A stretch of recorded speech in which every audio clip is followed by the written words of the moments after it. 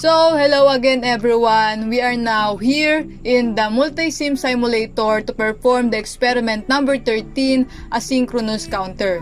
So, you can see that we use 7493 IC and the 6 LED, the switch 1 and switch 2, and our 5 volts and the clock.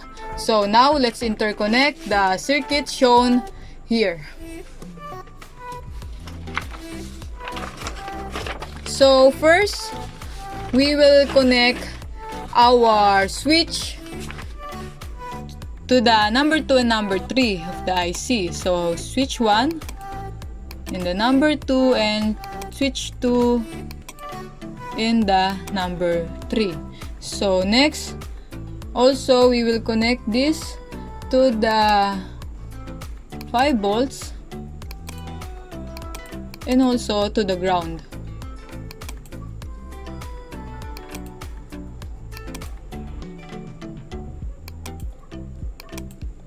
Next, we will connect now our LED 1 and LED 2. So our LED 2 is connected here while our LED 1 is in this connection.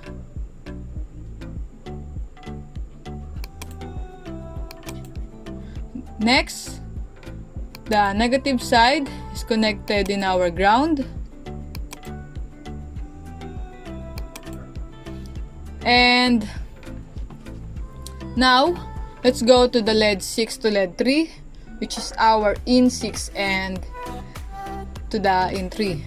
So, LED 6 is connected in the number 12 or in the circuit shown, that is in 6 connected to the number 12 of the IC. So, LED 5 in the number 9 and LED 4 to the number 8, and the number 11 is for our LED 3.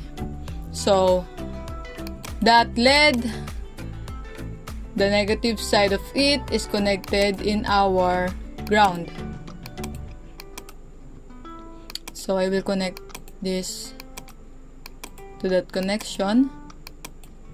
And next, the number 1 also connected to the number 12 of this IC, that is connected to the LED 6, and the number 14 is to the clock.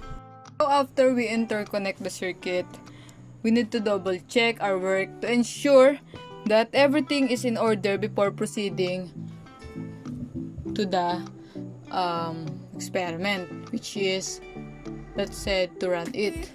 So in the procedure, says that switch D1 to logic low and D2 to high position. So we need to make S2 to high position.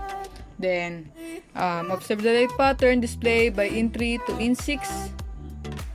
So let's run. So you can see that the count sequence should immediately begin. So the sequence you can see here is, you can see that this double time in lighting the LED, while LED 5 and LED 4 next and LED 3. So you can see na mauuna muna yung LED 5 here in the 3, LED 5, LED 4 and LED 3. Okay? Tapos, may iwan yung LED 3, iikot dito uli bago sila mamamatay lahat. So, again LED 5, LED 4, LED 3. Tapos, LED 5 uli, LED 4, tapos mamatay silang lahat. Okay, so that's the pattern.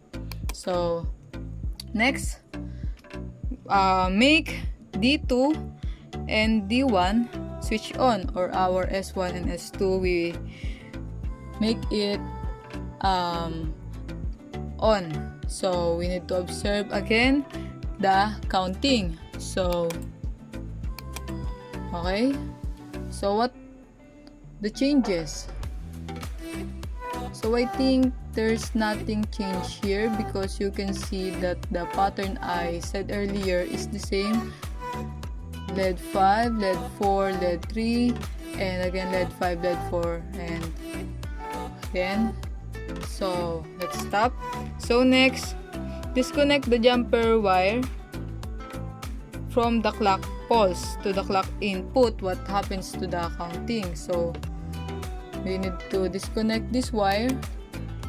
So what happened here? So let's run. So there's no counting happened when the clock is disconnect. Okay, so next,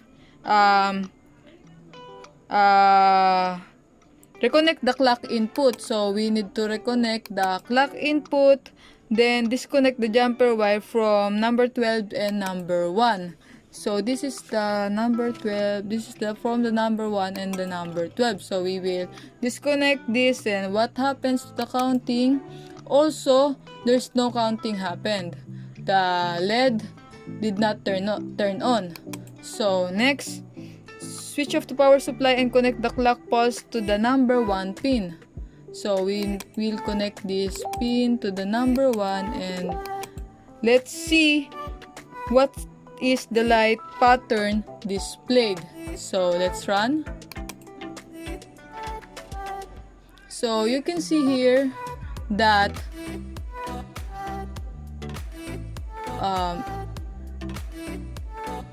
this is what we call asynchronous counter. So you can see that the pattern here, LED 4, is the same, but mas bumilis siya compare sa kanina.